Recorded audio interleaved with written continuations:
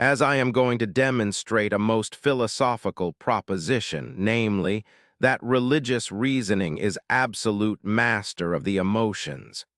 I would willingly advise you to give the utmost heed to philosophy, for reason is necessary to everyone as a step to science. In addition, it embraces the praise of self-control, the highest virtue. If then reasoning appears to hold the mastery over the emotions which stand in the way of temperance, such as gluttony and lust, it surely also and manifestly rules over the affections which are contrary to justice, such as malice, and of those which are hindrances to courage, such as wrath, pain, and fear. Perhaps some may ask, how is it then that reasoning, if it rules the emotions, isn't also master of forgetfulness and ignorance? They attempt a ridiculous argument. Hence it is, then, that when craving seafood, birds, four-footed animals, and all kinds of food which are forbidden to us by the law, we withhold ourselves through the mastery of reasoning. For the affections of our appetites are resisted by the temperate understanding, and bent back again, and all the impulses of the body are reined in by reasoning. For reasoning does not rule over its own emotions, but over those that are contrary to justice, courage, temperance, and self-control, and yet over these so as to withstand without destroying them. I might prove to you from many other considerations that religious reasoning is sole master of the emotions, but I will prove it with the greatest force from the fortitude of Eleazar and 7 kindred, and their mother, who suffered death in defense of virtue. For all these, treating pains with contempt even to death, by this contempt, demonstrated that reasoning has command over the emotions. For their virtues, then, it is right that I should commend those men who died with their mother at this time on behalf of nobility and goodness, and for their honors I may count them blessed. For they winning admiration not only from men in general, but even from the persecutors, for their courage and endurance became the means of the destruction of the tyranny against their nation, having conquered the tyrant by their endurance, so that by them their country was purified. But we may now at once enter upon the question, having commenced, as is our custom, with laying down the doctrine, and so proceed to the account of these people, giving glory to the all-wise God. Therefore the question is whether reasoning is absolute master of the emotions. Let's determine, then, what reasoning is and what emotion is, and how many forms of emotion there are, and whether reasoning rules over all of these. Reasoning is intellect accompanied by a life of righteousness, putting foremost the consideration of wisdom. Wisdom is a knowledge of divine and human things and of their causes. This is contained in the education of the law, by means of which we learn divine things reverently and human things profitably. The forms of wisdom are self-control, justice, courage, and temperance. The leading one of these is self-control, by whose means indeed it is that reasoning rules over the emotions. Of the emotions, pleasure and pain are the two most comprehensive, and they also by nature refer to the soul. There are many attendant affections surrounding pleasure and pain. Before pleasure is lust, and after pleasure joy. Before pain is fear, and after pain is sorrow. Wrath is an affection common to pleasure and to pain if anyone will pay attention when it comes upon him. There exists in pleasure a malicious disposition, which is the most complex of all the affections. In the soul it is arrogance, love of money, thirst for honor, contention, faithlessness, and the evil eye. In the body it is greediness, indiscriminate eating, and solitary gluttony. As pleasure and pain are, therefore, two growths out of the body and the soul, so there are many offshoots of these emotions. Reasoning, the universal farmer, purging and pruning each of these, tying up, watering, and transplanting, in every way improves the materials of the morals and affections. For reasoning is the leader of the virtues, but it is the sole ruler of the emotions. Observe then first, through the very things which stand in the way of temperance, that reasoning is absolute ruler of the emotions. Now temperance consists of a command over the lusts, but of the lusts some belong to the soul and others to the body. Reasoning appears to rule over both. Otherwise, how is it that when urged on to forbidden meats, we reject the gratification which would come from them? Isn't it because reasoning is able to command the appetites? I believe so. Is it any wonder? If the lusts of the soul, after participation with what is beautiful, are frustrated on this ground, therefore, the temperate Joseph is praised in that by reasoning, he subdued, on reflection, the indulgence of the senses. For although young and ripe for sexual intercourse, he nullified by reasoning the stimulus of his emotions. It isn't merely the stimulus of sensual indulgence, but that of every desire that reasoning is able to master. For instance, the law says, "You shall not covet your neighbor's wife, nor anything that belongs to your neighbor." Now then, since it is the law which has forbidden us to desire, I shall much the more easily persuade you that reasoning is able to govern our lusts, just as it does the affections which are impediments to justice. Since in what way is a solitary eater, a glutton, and a drunkard reclaimed, unless it is clear that reasoning is lord of the emotions? Therefore, a man who regulates his course by the law, even if he is a lover of money, immediately puts pressure on his own disposition by lending to the needy without interest, and canceling the debt on the 7th year.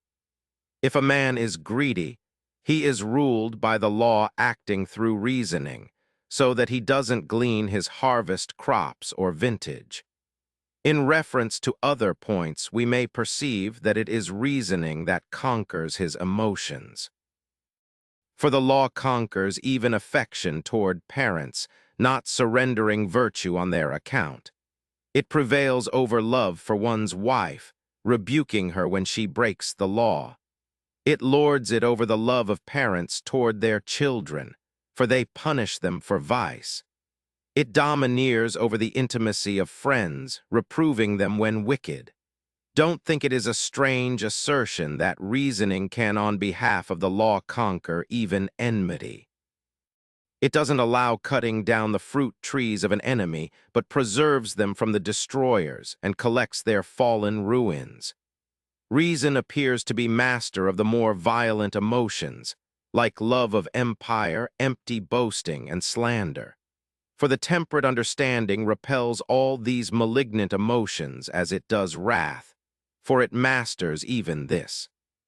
Thus Moses, when angered against Dathan and Abiram, did nothing to them in wrath, but regulated his anger by reasoning. For the temperate mind is able, as I said, to be superior to the emotions, and to correct some and destroy others. For why else did our most wise father Jacob blame Simeon and Levi for having irrationally slain the whole race of the Shechemites, saying, "Cursed be their anger"? For if reasoning didn't possess the power of subduing angry affections, he would not have said this. For at the time when God created man, he implanted within him his emotions and moral nature. At that time he enthroned the mind above all as the holy leader, through the medium of the senses. He gave a law to this mind, by living according to which it will maintain a temperate, just, good, and courageous reign.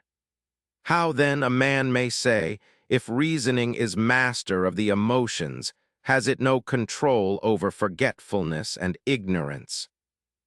The argument is exceedingly ridiculous, for reasoning doesn't appear to rule over its own affections, but over those of the body, in such a way as that any one of you may not be able to root out desire, but reasoning will enable you to avoid being enslaved to it. One may not be able to root out anger from the soul, but it is possible to withstand anger. Any one of you may not be able to eradicate malice, but reasoning has force to work with you to prevent you yielding to malice. For reasoning is not an eradicator, but an antagonist of the emotions. This may be more clearly comprehended from the thirst of King David. For after David had been attacking the Philistines the whole day, he with the soldiers of his nation killed many of them.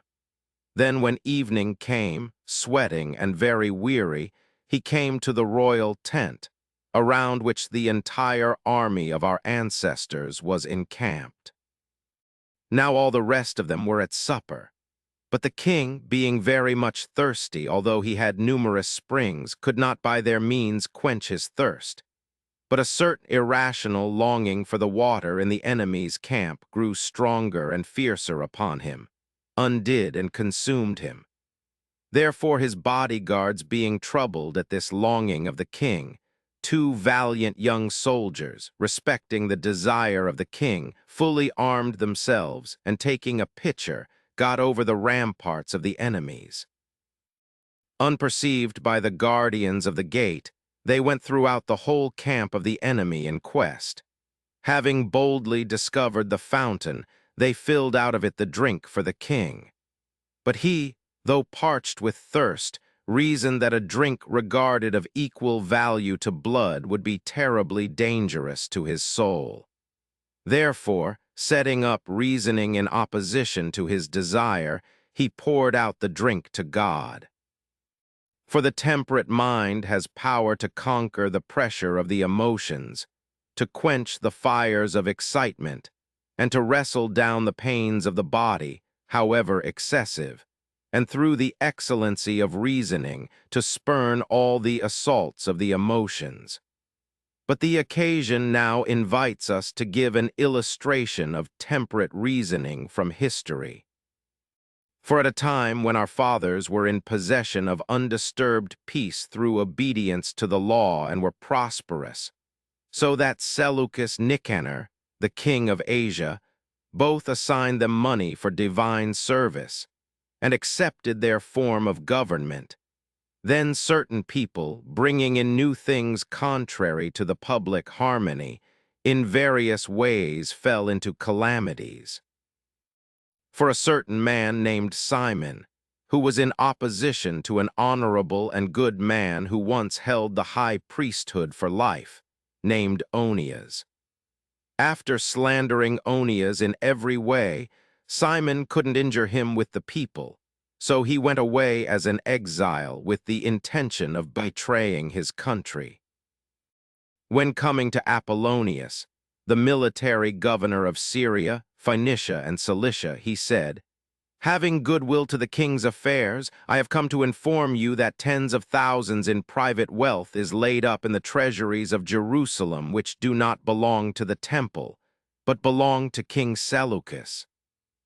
Apollonius, acquainting himself with the particulars of this, praised Simon for his care of the king's interests, and going up to Seleucus informed him of the treasure.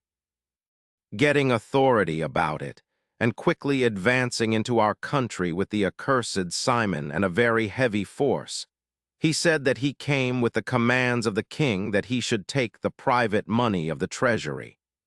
The nation, indignant at this proclamation, and replying to the effect that it was extremely unfair that those who had committed deposits to the sacred treasury should be deprived of them, resisted as well as they could. But Apollonius went away with threats into the temple. The priests with the women and children asked God to throw his shield over the holy, despised place, and Apollonius was going up with his armed force to seize the treasure, when angels from heaven appeared riding on horseback, all radiant in armor, filling them with much fear and trembling. Apollonius fell half dead on the court which is open to all nations, and extended his hands to heaven, and implored the Hebrews with tears to pray for him and take away the wrath of the heavenly army. For he said that he had sinned, so as to be consequently worthy of death, and that if he were saved, he would proclaim to all people the blessedness of the holy place. Onias the high priest, induced by these words, although for other reasons anxious that King Seleucus wouldn't suppose that Apollonius was slain by human device and not by divine punishment, prayed for him. And he, being thus unexpectedly saved, departed to report to the king what had happened to him. But on the death of Seleucus the king, his son Antiochus Epiphanes succeeded to the kingdom, a terrible man of arrogant pride. He, having deposed Onias from the high priesthood, appointed his brother Jason to be high priest, who had made a covenant, if he would give him this authority, to pay yearly 3,660 talents. He committed to him the high priesthood and rulership over the nation. He both changed the manner of living of the people and perverted their civil customs into all lawlessness, so that he not only erected a gymnasium on the very citadel of our country, but neglected the guardianship of the temple. Because of that, divine vengeance was grieved and instigated Antiochus himself against them. For being at war with Ptolemy in Egypt, he heard that on a report of his death being spread abroad, the inhabitants of Jerusalem had exceedingly rejoiced, and he quickly marched against them. Having subdued them, he established a decree that if any of them lived according to the ancestral laws, he should die. When he could by no means destroy by his decrees the obedience to the law of the nation, but saw all his threats and punishments without effect, for even women, because they continued to circumcise their children, were flung down a precipice along with them, knowing beforehand of the punishment. When, therefore, his decrees were disregarded by the people, he himself compelled by means of tortures every one of this race, by tasting forbidden meats, to renounce the Jewish religion. The tyrant Antiochus, therefore, sitting in public state with his assessors upon a certain lofty place, with his armed troops standing in a circle around him, commanded his spear-bearers to seize every one of the Hebrews, and to compel them to taste swine's flesh and things offered to idols. Should any of them be unwilling to eat the accursed food, they were to be tortured on the wheel and so killed. When many had been seized, a foremost man of the assembly, a Hebrew, by name Eleazar, a priest by family, by profession a lawyer, and advanced in years, and for this reason known to many of the king's followers, was brought near to him. For you will rule like a tyrant over the ungodly, but you will not lord it over my thoughts about religion, either by your arguments or through deeds. Antiochus, seeing him, said, I would counsel you, old man, before your tortures begin to taste the swine's flesh and save your life. For I feel respect for your age and hoary head, which since you have had so long, you appear to me to be no philosopher in retaining the superstition of the Jews. For therefore, since nature has conferred upon you the most excellent flesh of this animal, do you loathe it? It seems senseless not to enjoy what is pleasant yet not disgraceful, and from notions of sinfulness to reject the gifts of nature. You will be acting, I think, still more senselessly if you follow vain conceits about the truth. You will, moreover, be despising me to your own punishment. Won't you awake from your trifling philosophy, give up the folly of your notions, and regaining understanding worthy of your age, search into the truth of an expedient course? Won't you respect my kindly admonition and have pity on your own years? For bear in mind that if there is any power which watches over this religion of yours, It will pardon you for all transgressions of the law which you commit through compulsion. While the tyrant incited him in this manner to the unlawful eating of meat, Eleazar begged permission to speak. Having received permission to speak, he began to address the people as follows. We, O Antiochus, who are persuaded that we live under a divine law, consider no compulsion to be so forcible as obedience to that law. Therefore we consider that we ought not to transgress the law in any way. Indeed, were our law, as you suppose, not truly divine, and if we wrongly think it divine, we would have no right even in that case to destroy our sense of religion. Don't think that eating unclean meat is a trifling offense. For transgression of the law, whether in small or great matters, is of equal importance, for in either case the law is equally slighted. But you deride our philosophy as though we lived in it irrationally. Yet it instructs us in self-control so that we are superior to all pleasures and lusts, and it trains us in courage so that we cheerfully undergo every grievance. It instructs us in justice so that in all our dealings we give what is due. It teaches us piety so that we properly worship the one and only God. That is why we don't eat the unclean. For believing that the law was established by God, we are convinced that the Creator of the world, in giving his laws, sympathizes with our nature. Those things which are suitable for our souls, he has directed us to eat, but those which are not, he has forbidden. But tyrant-like, you not only force us to break the law, but also to eat, that you may ridicule us as we thus profanely eat. But you won't have this cause of laughter against me, nor will I transgress the sacred oaths of my forefathers to keep the law. No, not if you pluck out my eyes and consume my entrails. I am not so old, and void of courage as to not be youthful in reason and in defense of my religion. Now then, prepare your wheels and kindle a fiercer flame. I will not so pity my old age, as on my account to break the law of my country. I will not play false to you, O law, my instructor, or forsake you, O beloved self-control. I will not put you to shame, O philosopher reason, or deny you, O honored priesthood and knowledge of the law. Mouth, you shall not pollute my old age, nor the full stature of a perfect life. My ancestors will receive me as pure, not having feared your compulsion, even to death. When Eleazar had in this manner answered the exhortations of the tyrant, the spear-bearers came up, and rudely dragged Eleazar to the instruments of torture. First, they stripped the old man, adorned as he was with the beauty of piety. Then, tying back his arms and hands, they disdainfully flogged him. A herald opposite cried out, "Obey the commands of the king!" But the high-minded and truly noble Eleazar, as one tortured in a dream, ignored it. But raising his eyes on high to heaven, the old man's flesh was stripped off by the scourges, and his blood streamed down, and his sides were pierced through. Falling on the ground from his body, having no power to endure the pains, he still kept his reasoning upright and unbending. Then one of the harsh spear-bearers rushed at him and began to kick him in the side to force him to get up again after he fell.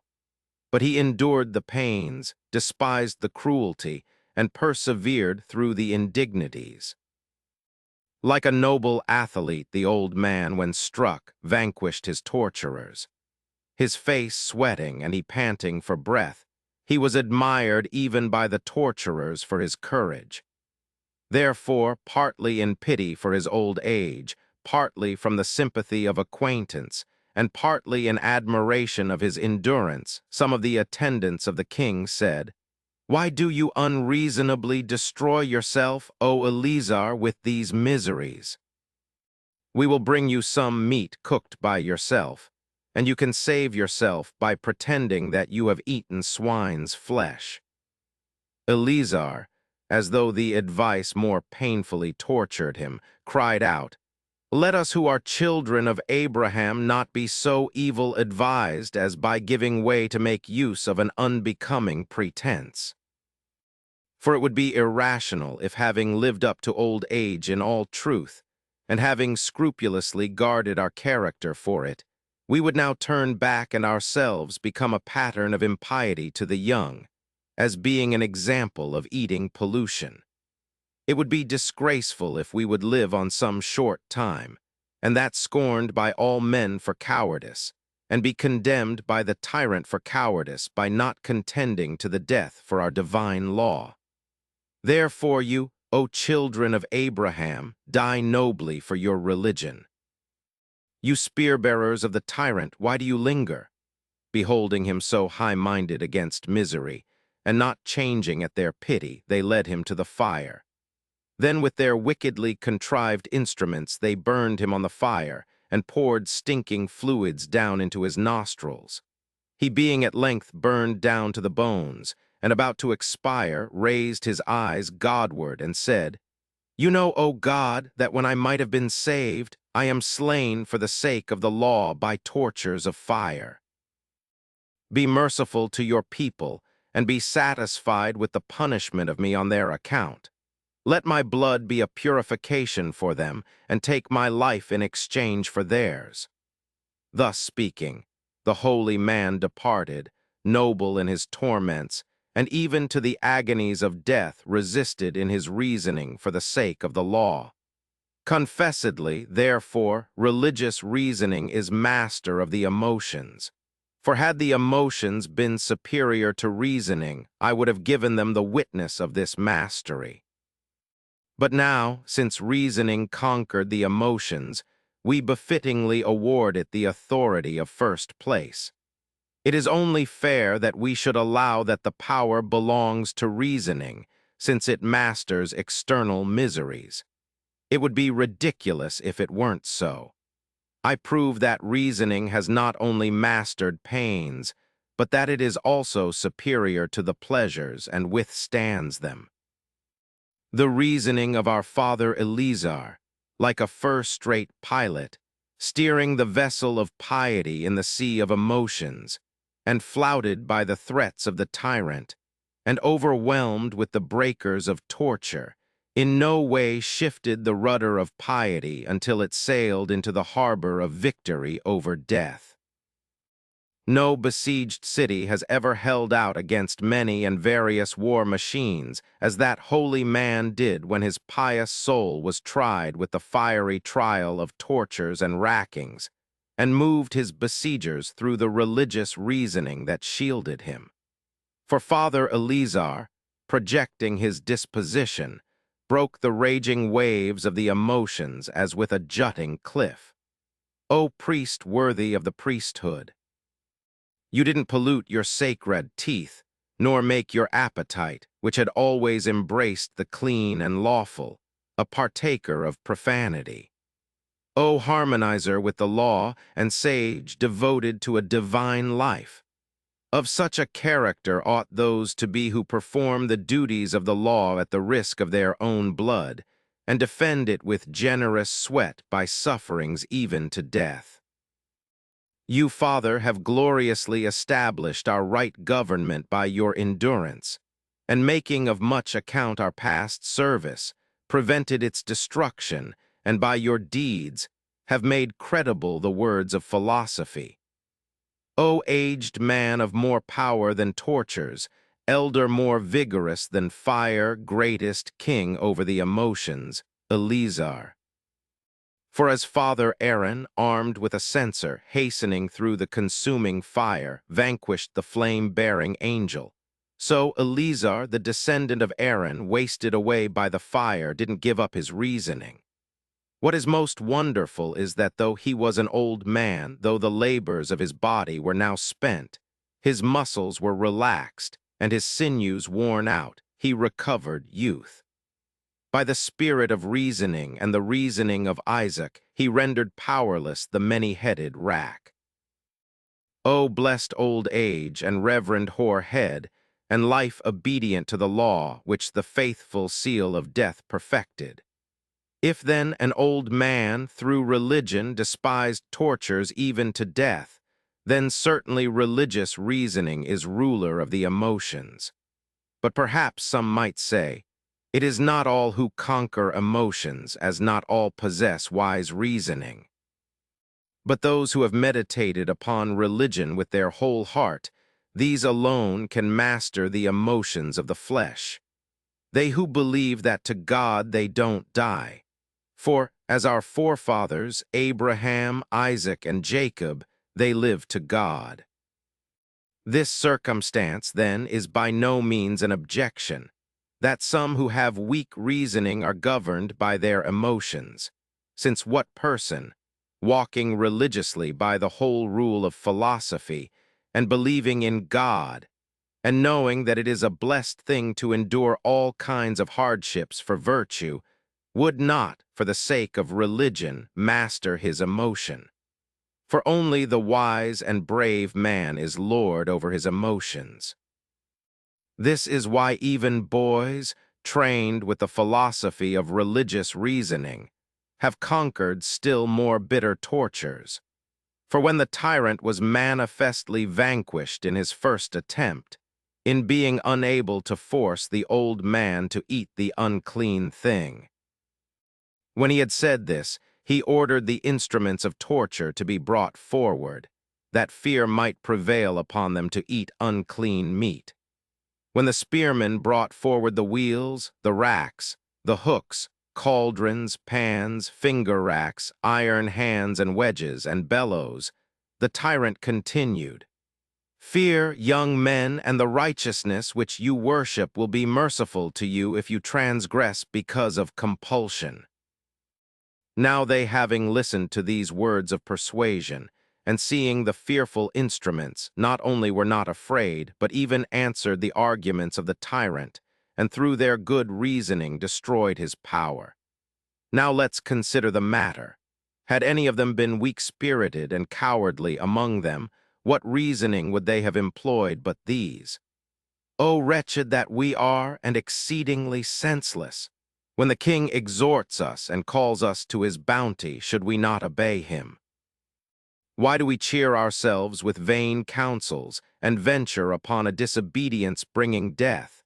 Shall we not fear, O kindred, the instruments of torture, and weigh the threatenings of torment, and shun this vain glory and destructive pride?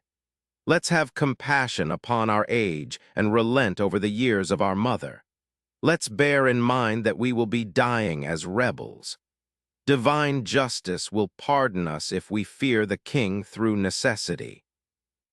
Why withdraw ourselves from a most sweet life and deprive ourselves of this pleasant world? Let's not oppose necessity, nor seek vain glory by our own torture. The law itself wouldn't arbitrarily put us to death because we dread torture. Why has such angry zeal taken root in us, and such fatal obstinacy approved itself to us, when we might live unmolested by the king? But the young men didn't say or think anything of this kind when about to be tortured. For they were well aware of the sufferings and masters of the pains. So that as soon as the tyrant had ceased counseling them to eat the unclean, they all with one voice, as from the same heart, said. When they had said this, the tyrant was not only exasperated against them for being disobedient, but enraged with them for being ungrateful. So, at his bidding, the torturers brought the oldest of them, and tearing through his tunic, bound his hands and arms on each side with straps. When they had labored hard without effect in scourging him, they hurled him on the wheel. The noble youth, extended upon this, became dislocated. With every member disjointed, he denounced the tyrant, saying, "O most accursed tyrant and enemy of heavenly justice, and cruel-hearted, I am no murderer nor sacrilegious man whom you torture, but a defender of the divine law." And when the spearmen said, "Consent to eat that you may be released from your tortures," he answered, "Not so powerful, O accursed lackeys, is your wheel as to stifle my reasoning. Cut my limbs and burn my flesh and twist my joints. For through all my torments I will convince you that the children of the Hebrews are alone unconquered on behalf of virtue. While he was saying this, they heaped up fuel, and setting fire to it, strained him on the wheel still more. The wheel was defiled all over with blood. The hot ashes were quenched by the droppings of gore, and pieces of flesh were scattered about the axles of the machine. Although the framework of his bones was now destroyed, the high-minded and Abrahamic youth didn't groan.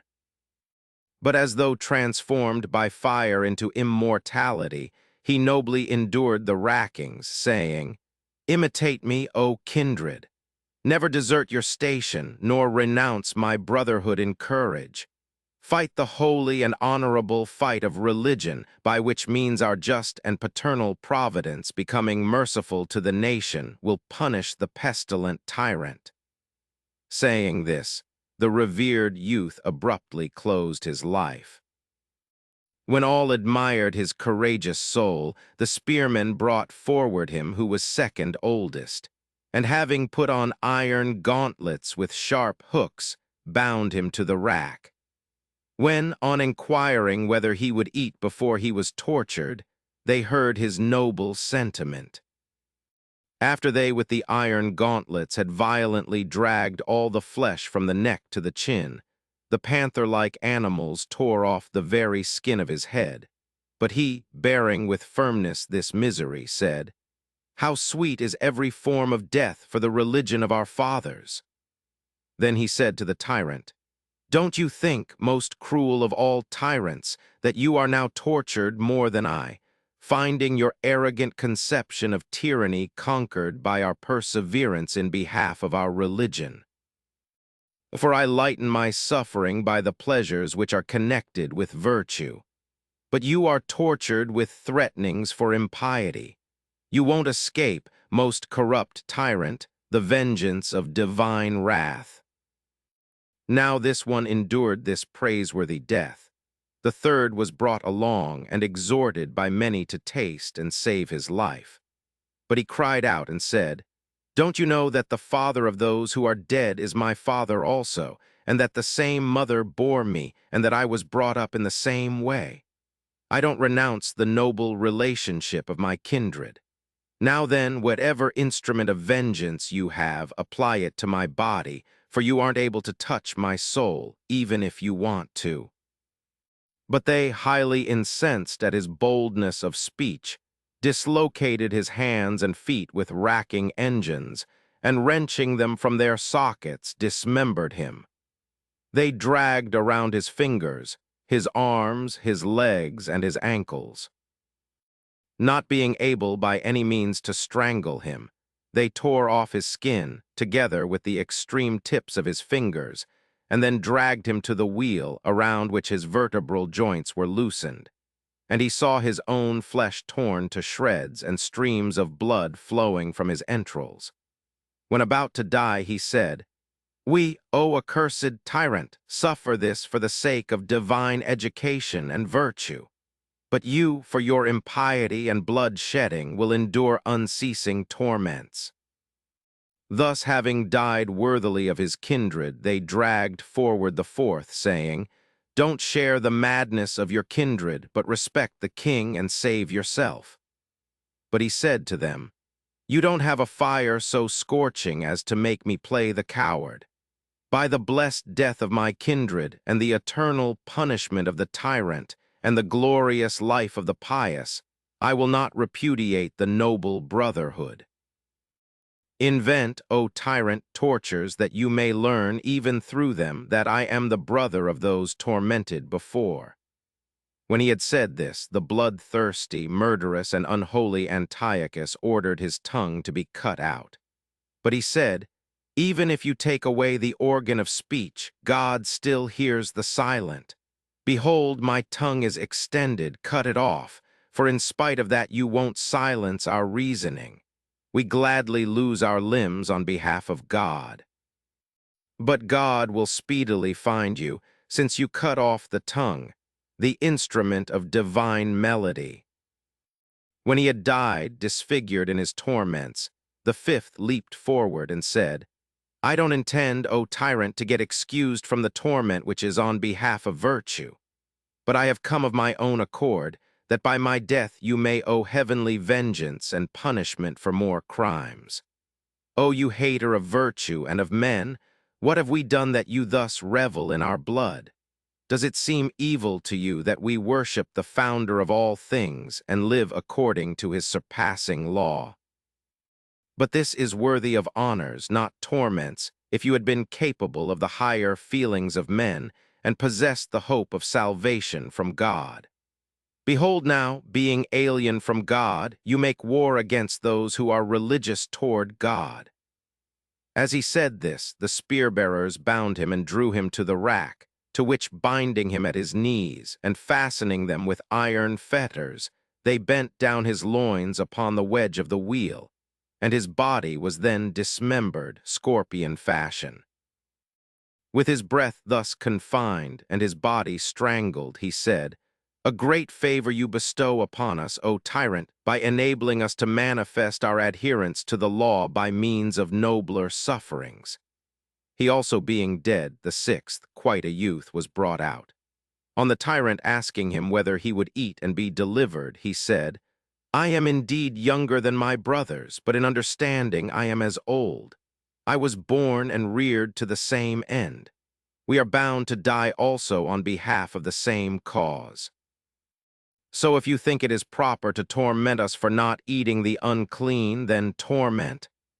As he said this, they brought him to the wheel. Extended upon this, with limbs racked and dislocated, he was gradually roasted from beneath. Having heated sharp spits, they approached them to his back, and having transfixed his sides, they burned away his entrails. He, while tormented, said, "O good and holy contest, in which for the sake of religion we kindred have been called to the arena of pain and have not been conquered. For religious understanding, O tyrant, is unconquered. Armed with upright virtue, I also will depart with my kindred. I too, bearing with me a great avenger, O inventor of tortures and enemy of the truly pious. We 6 youths have destroyed your tyranny. For isn't your inability to overrule our reasoning and to compel us to eat the unclean your destruction? Your fire is cold to us. Your racks are painless and your violence harmless. For the guards not of a tyrant but of a divine law are our defenders. Through this we keep our reasoning unconquered." When he, too, had undergone blessed martyrdom and died in the cauldron into which he had been thrown, the 7th, the youngest of all, came forward, whom the tyrant pitying, though he had been dreadfully reproached by his kindred, seeing him already encompassed with chains, had him brought nearer, and endeavored to counsel him, saying, "You see the end of the madness of your kindred, for they have died in torture through disobedience. You, if disobedient, having been miserably tormented, will yourself perish prematurely. But if you obey, you will be my friend and have a charge over the affairs of the kingdom." Having thus exhorted him, he sent for the boy's mother, that by showing compassion to her for the loss of so many sons, he might incline her, through the hope of safety, to make the survivor obedient. He, after his mother had urged him on in the Hebrew tongue, as we will soon relate, said, "Release me that I may speak to the king and all his friends." They, rejoicing exceedingly at the promise of the youth, quickly let him go.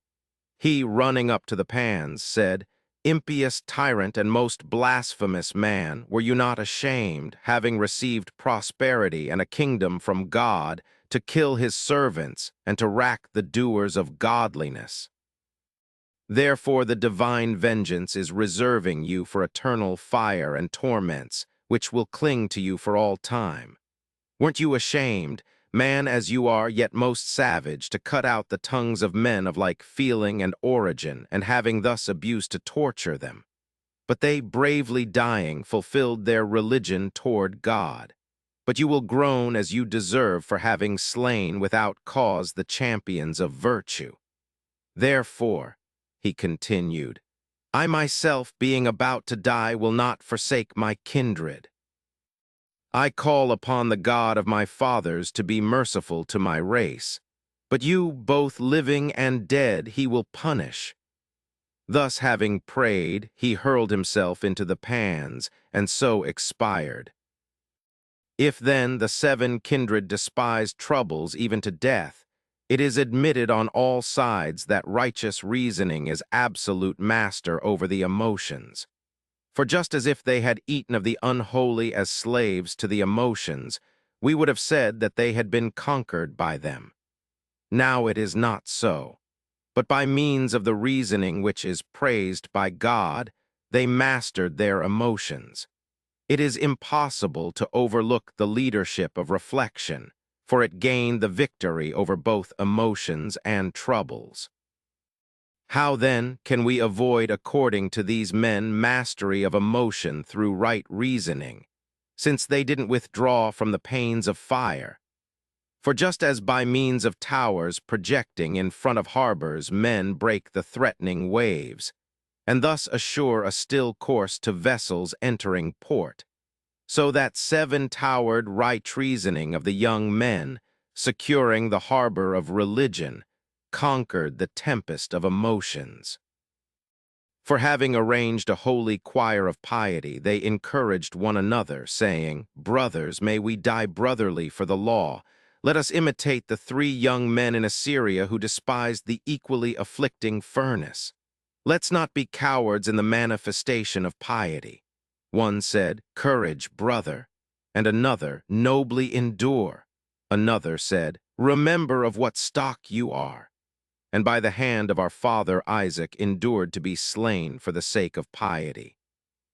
One and all, looking at each other serene and confident, said, Let's sacrifice with all our heart our souls to God who gave them, and employ our bodies for the keeping of the law. Let's not fear him who thinks he kills, for great is the trial of soul and danger of eternal torment laid up for those who transgress the commandment of God. Let's arm ourselves, therefore, in the self-control, which is divine reasoning. If we suffer like this, Abraham, Isaac, and Jacob will receive us, and all the fathers will commend us. As each one of the kindred was hauled away, the rest exclaimed, Don't disgrace us, O brother, nor falsify those who died before you. Now you are not ignorant of the charm of brotherhood, which the divine and all-wise providence has imparted through fathers to children, and has engendered through the mother's womb. These brothers remained an equal time in their mother's womb, and were formed for the same period, and nourished by the same blood, and were perfected through the same principle of life. They were brought forth at equal intervals, and sucked milk from the same fountains. Their brotherly souls were reared up lovingly together, and increased the more powerfully by reason of this simultaneous rearing, and by daily companionship, and by other education and exercise in the law of God. Brotherly love being thus sympathetically constituted, the 7 kindred had a more sympathetic mutual harmony. For being educated in the same law and practicing the same virtues, and reared up in a just course of life, they increased this harmony with each other. For the same ardor for what is right and honorable increased their good will and harmony toward each other. For it acting along with religion made their brotherly feeling more desirable to them. And yet, although nature, companionship, and virtuous morals increased their brotherly love, those who were left endured to see their kindred, who were mistreated for their religion, tortured even to death. More than this, they even urged them on to this mistreatment, so that they not only despised pains themselves, but they even got the better of their affections of brotherly love. Reasoning is more royal than a king, and freer than freemen. What a sacred and harmonious concert of the 7 kindred as concerning piety! None of the 7 youths turned cowardly or shrank back from death. But all of them, as though running the road to immortality, hastened on to death through tortures. For just as hands and feet are moved sympathetically with the directions of the soul, so those holy youths agreed to death for religion's sake, as through the immortal soul of religion. O holy seven of harmonious kindred! For as the 7 days of creation about religion, so the youths, circling around the number 7, annulled the fear of torments. We now shudder at the recital of the affliction of those young men. But they not only saw and not only heard the immediate execution of the threat, but undergoing it, persevered, and that through the pains of fire. What could be more painful? For the power of fire, being sharp and quick, speedily dissolved their bodies. Don't think it wonderful that reasoning ruled over those men in their torments, when even a woman's mind despised more manifold pains. For the mother of those 7 youths endured the rackings of each of her children. Consider how comprehensive is the love of offspring, which draws everyone to sympathy of affection, where irrational animals possess a similar sympathy and love for their offspring with men. The tame birds frequenting the roofs of our houses defend their fledglings. Others build their nests and hatch their young on the tops of mountains, in the precipices of valleys, and the holes and tops of trees, and keep intruders away. If not able to do this, they fly circling round them in agony of affection, calling out in their own note, and save their offspring in whatever manner they are able. But why should we point attention to the sympathy toward children shown by irrational animals? Even bees at the season of honey-making attack all who approach, and pierce with their sting, as with a sword, those who draw near their hive, and repel them even to death. But sympathy with her children didn't turn away the mother of the young men, who had a spirit kindred with that of Abraham. O reasoning of the sons, lord over the emotions, and religion more desirable to a mother than children. The mother, when 2 things were set before her, religion and the safety of her 7 sons for a time, on the conditional promise of a tyrant, rather elected the religion which according to God preserves to eternal life. In what way can I describe ethically the affections of parents toward their children, the resemblance of soul and of form impressed into the small type of a child in a wonderful manner, especially through the greater sympathy of mothers with the feelings of those born of them? For by how much mothers are by nature weak in disposition and prolific in offspring, by so much the fonder they are of children. Of all mothers, the mother of the 7 was the fondest of children, who in 7 childbirths had deeply engendered love toward them. Through her many pains undergone in connection with each one, she was compelled to feel sympathy with them.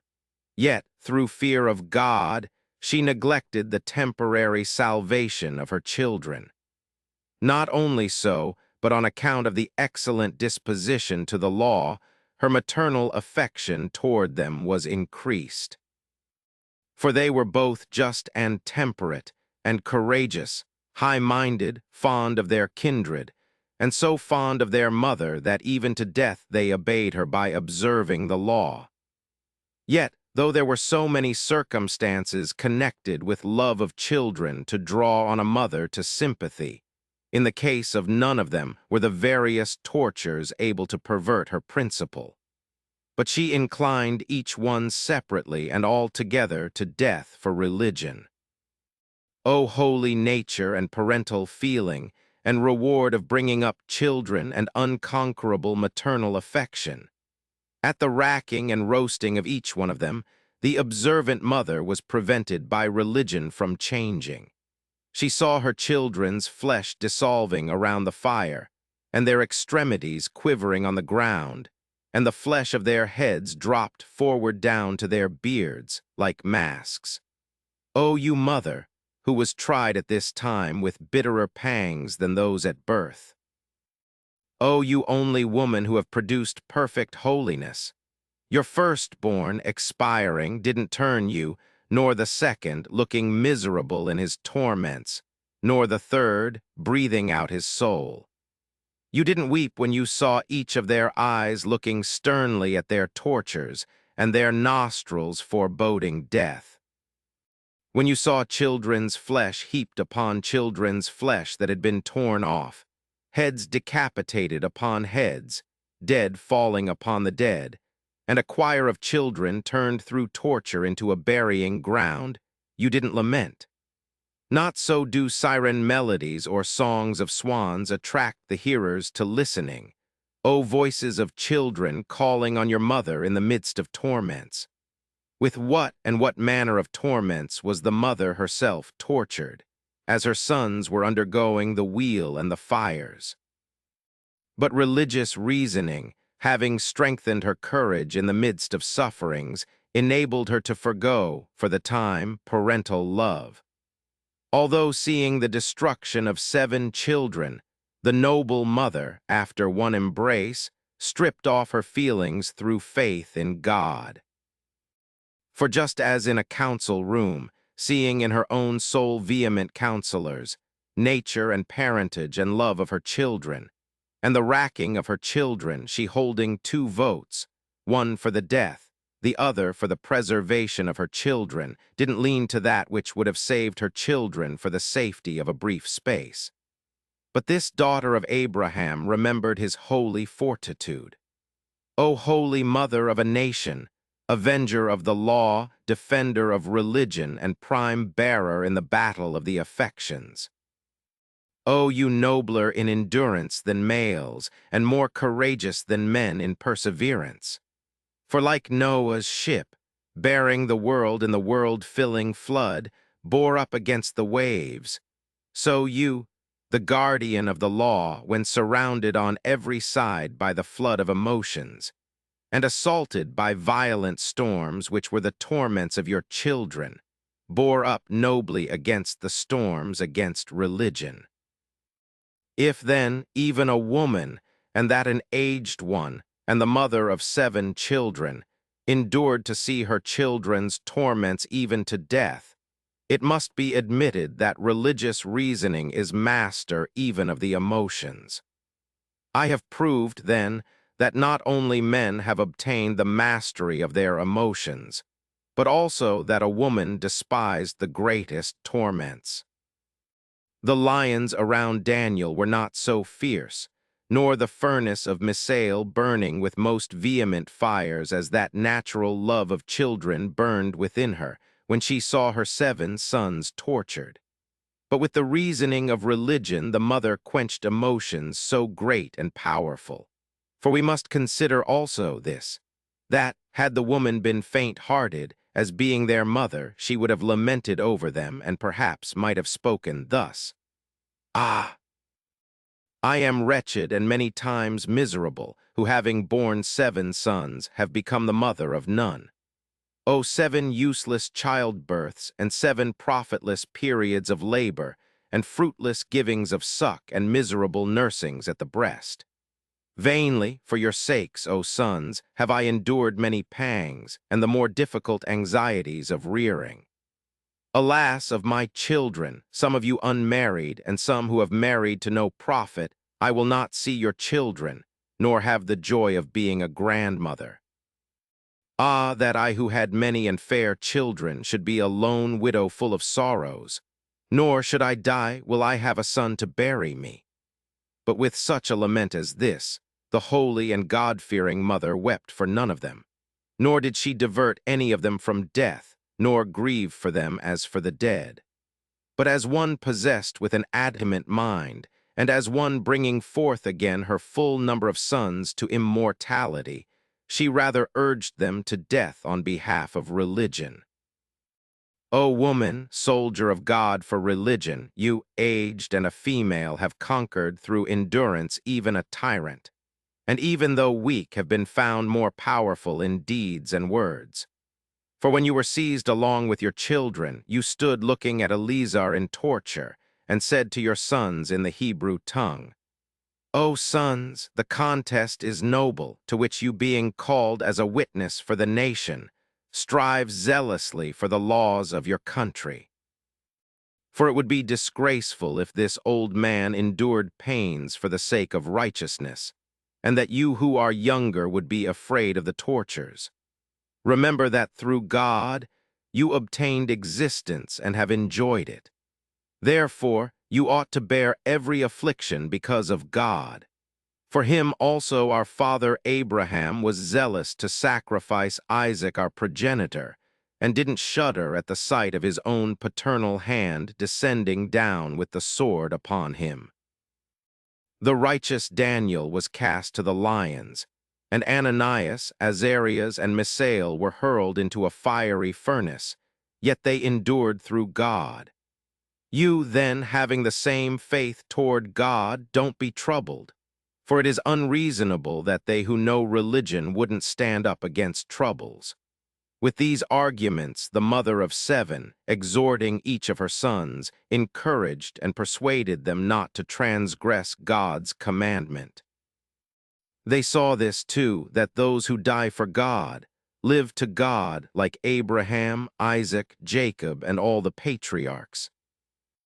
Some of the spear-bearers said that when she herself was about to be seized for the purpose of being put to death, she threw herself on the pile, rather than let them touch her body. O you mother, who together with 7 children destroyed the violence of the tyrant, and rendered void his wicked intentions, and exhibited the nobleness of faith.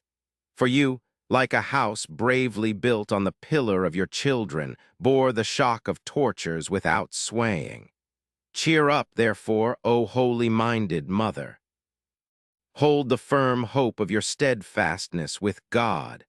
Not so gracious does the moon appear with the stars in heaven, as you are established as honorable before God, and fixed in the sky with your sons, whom you illuminated with religion to the stars. For your bearing of children was after the manner of a child of Abraham. If it were lawful for us to paint as on a tablet the religion of your story, the spectators wouldn't shudder at seeing the mother of 7 children enduring for the sake of religion various tortures even to death. It would have been a worthwhile thing to have inscribed on the tomb itself these words as a memorial to those of the nation. Here an aged priest, an aged woman, and 7 sons are buried through the violence of a tyrant who wished to destroy the society of the Hebrews. These also avenged their nation, looking to God and enduring torments to death, for it was truly a divine contest which was carried through by them. For at that time virtue presided over the contest, approving the victory through endurance, namely immortality, eternal life. Eleazar was the first to contend. The mother of the 7 children entered the contest, and the kindred contended.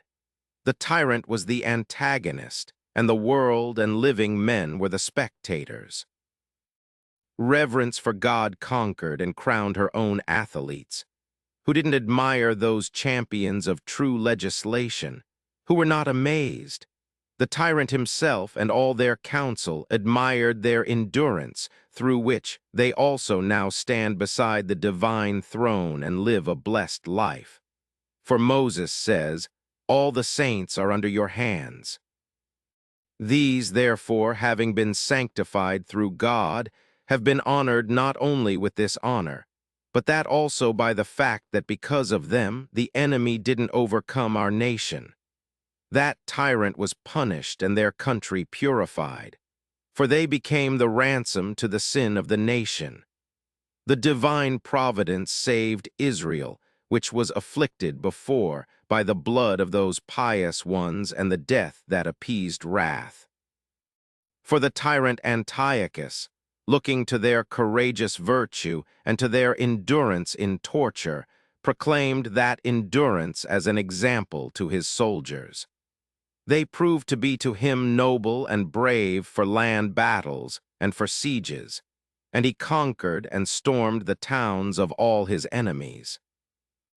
O Israelite children, descendants of the seed of Abraham, obey this law and in every way be religious, knowing that religious reasoning is lord of the emotions, and those not only inward but outward. Therefore those people who gave up their bodies to pains for the sake of religion were not only admired by men, but were deemed worthy of a divine portion. The nation through them obtained peace, and having renewed the observance of the law in their country, drove the enemy out of the land. The tyrant Antiochus was both punished on earth and is punished now that he is dead. For when he was quite unable to compel the Israelites to adopt foreign customs and to desert the manner of life of their fathers, then, departing from Jerusalem, he made war against the Persians. The righteous mother of the 7 children spoke also as follows to her offspring. I was a pure virgin and didn't go beyond my father's house, but I took care of the rib from which woman was made. No destroyer of the desert or ravisher of the plain injured me, nor did the destructive, deceitful snake make plunder of my chaste virginity. I remained with my husband during the time of my maturity. When these, my children, arrived at maturity, their father died. He was blessed, for having sought out a life of fertility in children, he was not grieved with a period of loss of children. He used to teach you, when yet with you, the law and the prophets. He used to read to you about the slaying of Abel by Cain, the offering up of Isaac, and the imprisonment of Joseph. He used to tell you of the zealous Phinehas, and informed you of Ananias, Azarias, and Misael in the fire. He used to glorify Daniel, who was in the den of lions, and pronounce him blessed. He used to remind you of the scripture of Esaias, which says, even if you pass through the fire, it won't burn you. He chanted to you David, the hymn writer, who says, many are the afflictions of the just. He declared the Proverbs of Solomon, who says, he is a tree of life to all those who do his will. He used to confirm what Ezekiel said, will these dry bones live? For he didn't forget the song which Moses taught, proclaiming, I will kill and I will make alive. This is our life and the length of our days. Oh, that bitter and yet not bitter day when the bitter tyrant of the Greeks, quenching fire with fire in his cruel cauldrons, brought with boiling rage the 7 sons of the daughter of Abraham to the rack, and to all his torments. He pierced the balls of their eyes, and cut out their tongues, and put them to death with varied tortures. Therefore divine retribution pursued and will pursue the pestilent wretch. But the children of Abraham, with their victorious mother, are assembled together to the choir of their father, having received pure and immortal souls from God. To him be glory forever and ever. Amen.